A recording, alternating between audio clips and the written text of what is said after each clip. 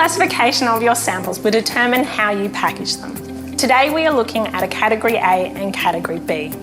In the instance of an FMD exclusion request, Category A sample packaging is required when there is a high index of suspicion with clinical correlation. Category B packaging is suitable for FMD exclusion samples where there is a limited clinical correlation. Regardless of their classification, all biological samples must be packaged in a triple pack system. I'm going to demonstrate that for you now. Take your samples, place them into your biohazard bag, and ensure that you place adequate absorption material that should they spill or open during transport, the entire contents will be absorbed. This package is then placed into your secondary receptacle and is sealed. And your secondary receptacle is placed into your styrofoam box. You'll also include an ice brick or two.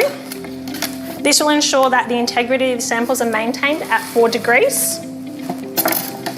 And you'll also need to include sufficient packing material to prevent the secondary parcel from moving around. Place a lid on your styrofoam box and transfer your styrofoam box to your outer packaging.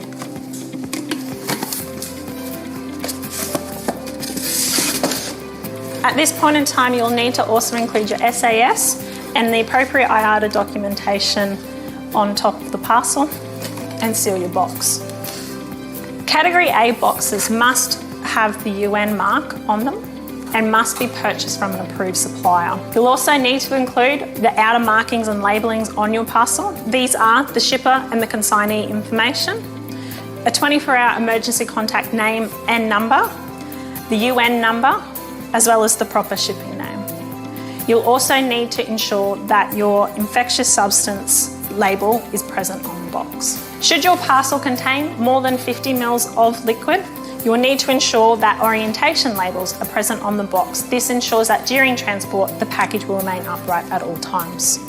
Category B boxes can be any cardboard box as long as it's passed the 1.2 metre drop test. What you do need to ensure is on the box includes the sender information and the receiver information, a 24-hour contact. This includes a name and a number. You need to include the words biological substance, Category B, on the box somewhere, and you'll need to ensure that the UN 3373 mark is present.